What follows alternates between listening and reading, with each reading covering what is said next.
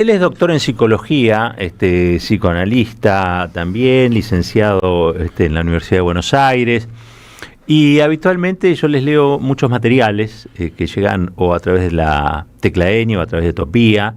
Alguna vez también lo hemos entrevistado desde ya. Y él es alguien que escribió mucho en su momento sobre la subjetividad. Yo recuerdo particularmente algunos de sus textos vinculados a la subjetividad en este momento, o en un momento donde las ultraderechas o la antipolítica arrasaban con todo. Entonces habla de la subjetividad de la ultraderecha, pero también la subjetividad popular. Así que después de una jornada como la de ayer, que corona en realidad ya creo una decena de días en las que el gobierno de Milei, cada vez que plebiscita algo, es derrotado, creo que la persona ideal para preguntarle cuál es nuestro estado hoy en materia de subjetividades, en materia de subjetividad popular, si se quiere, en virtud de que parece que hay gente que antes estaba encantada con este presidente o con la propuesta de país que tenía, y hoy pareciera que resurge, por lo menos en una buena porción del pueblo, la idea o las ganas de que haya otra cosa que no sea Milei en el horizonte. Al otro lado de la línea, les decía, está el doctor en psicología Sebastián Plut. Sebastián, muy buen día. Aquí Roberto Caballero, junto a Marco Cittadini, la doctora Salvo, todo el equipo aquí de la 530. ¿Cómo estás? Buen día. Buen día, Roberto, y a todo el equipo de la 530. Muchas gracias por llamarme. Te agradezco primero que nada el libro, El autoerotismo libertario, escrito sobre la irracionalidad, de Editorial Topía, que nos ha llegado. Lo tengo acá, lo estoy mostrando en este momento para todos los que nos están viendo en YouTube. Muchísimas gracias a vos por el ejemplar. Y bueno, la pregunta está un poco lanzada, tiene que ver con cómo interpretás vos esto que quizás hace, 6, 7 meses atrás, uno decía, me parece que no hay reacción, o me parece que algunos vaticinaban que el libertarismo o sus modos culturales habían quedado ya definitivamente en los modos habituales de la sociedad. ¿Cómo estás viendo este resurgir de la calle y de las derrotas del mileísmo? Sí, seguramente hay muchas cosas para decir y algunas las podremos ir entendiendo con el paso del tiempo, pero en principio yo diría dos cosas sobre estos sucesos recientes, las elecciones en la provincia de Buenos Aires de la otra semana y los resultados de la votación ayer en el Congreso. Lo primero es, esto iba a ocurrir en algún momento. Yo hace un tiempo planteé algo así como una hipótesis que llamé trágico optimista, porque decía, esto va a traer mucha catástrofe, mucho daño, pero en algún momento va a terminar, porque esto no es una batalla cultural, sino una batalla contra la cultura, lo que están haciendo, y eso no decanta duraderamente. Por supuesto, en el camino produce mucho daño, mucho dolor, pero en algún momento termina, y eso pareciera que es lo que está empezando a ocurrir. Eso por un lado, ¿no? O sea, es un programa destinado a fracasar, no puede tener éxito de ninguna manera este nivel de ataque, de daño, de destructividad. Por otro lado, me gustaría llamar la atención sobre cierta prevención, por dos motivos también. Primero, porque hasta ahora, desde que ganó Milei, venimos anticipando que hay cosas que van a ocurrir y no ocurren. Pensábamos que Milei no podría nunca llegar a la presidencia y llegó a la presidencia. Pensábamos que no podría tomar ciertas medidas y las tomó, con lo cual creo que deberíamos estar cautos porque nunca se sabe qué es lo que puede ocurrir, pero además también tendríamos que estar cautos respecto de cierto triunfalismo, ¿no? Porque el triunfalismo produce cierta ceguera, el triunfalismo produce cierta identificación incluso con el agresor o con el otro. Yo escuché estos días, tanto después de las elecciones en la provincia de Buenos Aires como ayer, después de la votación en el Congreso, la frase, le dimos una paliza. Sí. Y me parece que la frase de la paliza habría que dejarla de lado, porque la paliza es el arma de los libertarios, ¿no? La paliza es pegarle al otro. En realidad, lo que ocurrió tanto en la elección legislativa de la provincia de Buenos Aires como ayer es frenar una paliza, es frenar el daño, es frenar la agresividad. Entonces creo que si nosotros nos enganchamos con la frase le dimos una paliza o le dieron una paliza, estamos poniéndonos en una posición triunfalista, estamos encegueciéndonos frente a múltiples interpretaciones posibles y además estamos creando resentimiento, ¿sí? Si uno da una paliza después está generando que esa paliza retorne. Y entonces yo prefiero pensar que estamos frenando una paliza, ¿no? Una paliza que venimos sufriendo hace casi 2 años. A ver, hubo también en algún momento, también creo que de modo preventivo en un sector de la sociedad, un no involucramiento o el dejar hacer en algunos aspectos que parecían medio sacralizados, ¿no? ¿Vos crees que eso está empezando a cambiar? El gobierno libertario, como en su momento con menor intensidad, pero también el gobierno de Macri, tiene una lógica, y de ahí el nombre del título, que no me voy a poner a explicarlo porque va a resultar muy aburrido, pero el autorotismo es una categoría que tiene que ver con que la realidad no importa, ¿sí? Se puede decir cualquier cosa con absoluta independencia y ajenidad respecto de la realidad. Esa es la lógica autorótica. Remite a un momento en que un bebé se chupa el dedo y cree que está comiendo, ¿sí? Esa es la categoría freudiana del autorotismo. Ahora, cuando la realidad no importa, cuando se desestima la realidad, finalmente la realidad retorna en algún momento, sí o sí, es inevitable que retorne. Y eso es lo que está ocurriendo. Lo que pasa es que retorna en un contexto, insisto, de mucha destructividad, de mucho daño, y eso es lo que probablemente esté ocurriendo, digamos, que no se puede desconocer la realidad tanto tiempo. Finalmente, yo te decía recién lo del bebé, que se succiona al bebé, finalmente el hambre se le impone al bebé. ¿Sí? El bebé puede chuparse el dedo un ratito creyendo que está comiendo, pero finalmente el bagre pica. Claro. Y entonces ese es el momento que creo que estamos asistiendo, que la realidad retorna. Claro. Para un gran sector de la sociedad, no para el gobierno, por supuesto. Si uno escucha la cadena nacional de Milei de hace unos días, la realidad no parece tocarlo, ¿no? Es un desconocimiento absoluto de la realidad. Claro. No sé si lo cree o no él, pero lo que dice. Pero, insisto, la realidad finalmente en algún momento retorna. Y además, la lógica libertaria impone o implica, por un lado, el desconocimiento de la realidad y por otro lado, apuntar al desgano de la sociedad. Claro. Sebastián, sí. Eso vuelve. Sebastián, ¿qué tal? Marco Cittadini te saluda. Te pregunto por algo que creo que estabas esbozando de alguna manera en lo que planteabas, esto de frenar la paliza, ¿no? Que tiene que ver con que el mileísmo, yo no sé con qué seriedad o en todo caso con qué profundidad, se planteaba le planteaba a la sociedad una especie de batalla cultural. Evidentemente había empezado a haber una reacción más general, digo, más allá de los que reaccionaron desde el primer momento a esto, digo, ¿cuánto margen queda para eso en un contexto hoy ya tan aciago en términos políticos para el gobierno, ¿no? Yo creería que poco margen le queda al gobierno. De todos modos, insisto, creo que tenemos que ser cautos porque desde el principio hemos pensado que había cosas que no podían ocurrir.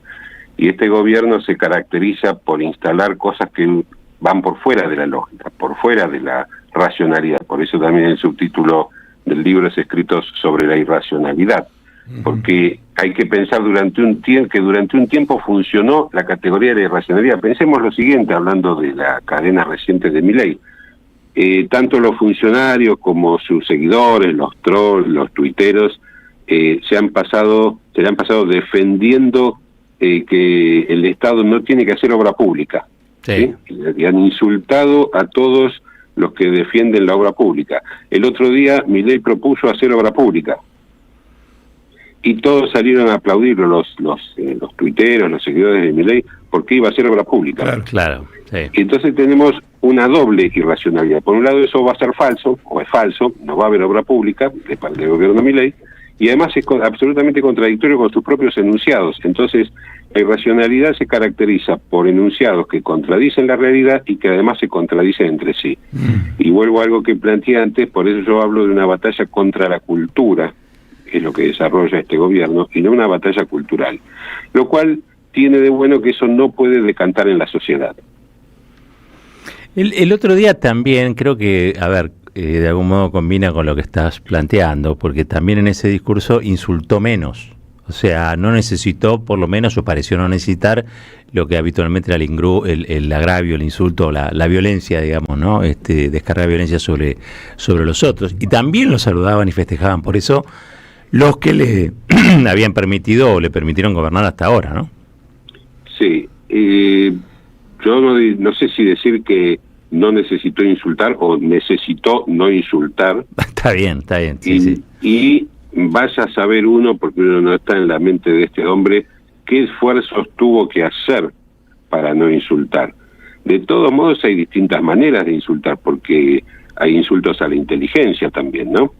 A la inteligencia en el sentido de la racionalidad más sencilla, más común. Y ese discurso que dio, él habló en un momento, por ejemplo, de que con el equilibrio fiscal, bueno, todo eso que él plantea, vamos a tener un crecimiento, usó una palabra que después creo que nadie la retomó, dijo, vamos a tener un crecimiento inimaginable. Ajá. ¿Qué quiere decir inimaginable? Claro, qué palabra, ¿no? No quiere decir nada. ¿Cuánto es el crecimiento inimaginable? Estamos hablando del discurso de un presidente / economista. Sí. ¿Qué quiere decir que un economista diga un crecimiento inimaginable? No es ningún dato de la realidad, no es ningún enunciado racional, no tiene ninguna lógica. Simplemente es crear una imagen de algo inexistente. Del mismo modo que intentó crear una imagen de algo inexistente con el famoso enunciado de no la ven. Sí. Donde imponía que alguien viera algo que no existe. Que ya tiene su antecedente en el macrismo con el crecimiento invisible, ¿no? Sí, me acuerdo. ¿Y lo peor ya pasó? Lo peor ya pasó, ahora vienen las consecuencias de lo peor. ¿Cuáles son las consecuencias de lo peor? ¿Qué fue lo peor que ya pasó? Si lo peor que ya pasó fueron las medidas que el gobierno tomó, ahora estamos sufriendo las consecuencias de lo peor. Por supuesto, es una frase que, de nuevo, como la expresión de lo inimaginable, no quieren decir nada. Claro. Porque para eso habría que decir qué es eso peor, cuáles fueron las situaciones peores y por qué, con qué argumento o bajo qué racionalidad ahora vendrían sucesos o hechos diferentes. Claro. Que, insisto, son frases que en la realidad no quieren decir nada más que crear una imagen alucinatoria, podría decir. Claro, y ahí se repite algo que no hay. Y ahí se repite lo que planteabas de la irracionalidad, que incluso es contradictoria. Digo, porque uno escuchaba discursos acerca de que la economía iba a subir como pedo de uso, que en realidad los salarios estaban volando en dólares, y ahora te dicen lo peor ya pasó. O una cosa era mentira o lo de hoy es mentira. Las dos cosas juntas no pueden convivir. Exactamente. Este es un gobierno que se caracteriza por enunciados que no condicen con la realidad y que además se contradicen entre sí. ¿Cómo es que salieron a defender la obra pública después de ese discurso? Un gobierno cuya ideología es absolutamente contraria a la obra pública. Pero bueno, en realidad eso no debería sorprendernos. Milei ha hablado pestes del ministro Caputo y después pasó a ser el mejor ministro de la historia. Claro. ¿No? O sea, pueden decir dos cosas contradictorias que, como decía creo que recién Marcos, no pueden las dos cosas ser verdad. Y ahí vos decías que este es un gobierno, no tiene una batalla cultural, sino que su batalla es contra la cultura, digamos, ¿no? Así es. También fue definido varias veces como un gobierno de la antipolítica, ¿no? ¿Sigue vigente esa categoría para describirlo? Yo creo que la categoría antipolítica, o pensarlo como antipolítica, es un error del progresismo, pensar que esto es antipolítica. De hecho, un capítulo del libro se llama Antipolítica, entre signos de interrogación. Uh-huh. Y si mal no recuerdo, empiezo con una frase de Badiou que hablaba del nazismo y decía que el nazismo es un pensamiento político y que es un error no pensarlo por el horror que significa como un pensamiento político. Y lo mismo podríamos decir del gobierno libertario. Es una política del egoísmo, es una política de la indiferencia. En todo caso es anticolectivo, es antipopular, claro. Antipopular, pero no es antipolítica. Es una manera que nos puede espantar, por supuesto, que podemos categorizarla con los peores adjetivos, con toda la irracionalidad que yo describo, pero no es antipolítica, no es antipolítica. De hecho es un gobierno, ¿no? Es un gobierno. Estoy muy... Entonces, sí, disculpame que te interrumpí. No, iba a decir, iba a subrayar lo que dije antes. En todo caso es un gobierno antipopular, es anticolectivo, es anti-solidaridad, tiene muchos anti, claro, pero no es antipolítica. Entiendo. No, estoy muy tentado de preguntarte en relación a un término utilizado en la condena a Cristina Kirchner por la causa vialidad, Sí. que dice algo así como no podía no saber, ¿no? Que en sí mismo es un acertijo, digamos, no podía no saber qué cosa, no podía no saber por qué, no sabía, o sea, es más una pregunta que una definición. Sí, si no hubiera esta falta de coherencia entre los enunciados, en principio eso le podría caber a Milei ahora sobre tantas denuncias que hay sobre su gobierno, ¿no? Claro. Quiero decir, por lo menos deberían respetar esa lógica, que no la van a respetar. Pero de nuevo, ¿qué quiere decir no podía no saber? Con tanta negación en medio de esa frase, ¿no? Sí, claro. En todo caso, hay que demostrar que sabía. Claro, uno pensaría que esa es la racionalidad histórica. Y la racionalidad jurídica. Uh-huh. La racionalidad jurídica es, hay que demostrar que sabía. Claro. No puede ser no podía no saber. Además, ¿por qué hay que meter tanta negación en el medio? Uh-huh. ¿No? O sea, hay que dar tanta vuelta a la realidad, hay que tergiversarla tanto que lo único que les queda es una frase que incluye una doble negación. No podía no saber. Sí. ¿No? Entonces creo que estamos en este mismo terreno en el cual no importa la realidad. El gobierno libertario es un gobierno al que no le importa la realidad. Milei es un hombre que dice cosas que no tienen que ver con la realidad. Milei en algún momento, cuando se empezó a instalar el mote de loco, que en realidad aparentemente le viene desde hace muchos años, Desde antes, sí. un periodista le preguntó por esto del loco, y Milei dijo, ¿cuál es la diferencia entre un loco y un genio? Él dijo, el éxito. Hablamos después de las elecciones.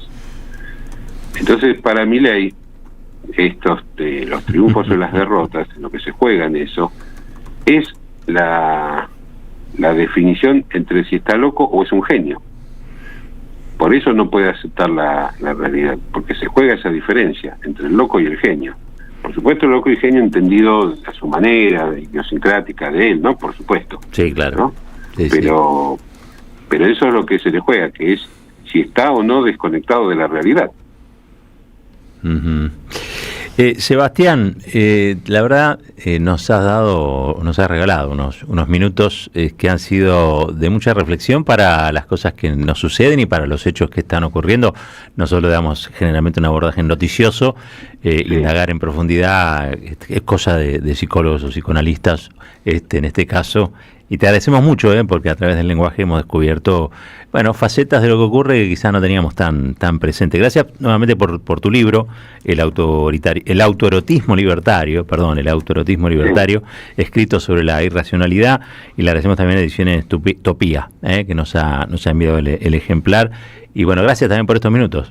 Bueno, muchas gracias a vos y a todo el equipo y a la Radio de las Madres, ¿sí? Abrazo grande, Un abrazo, Roberto. Gracias.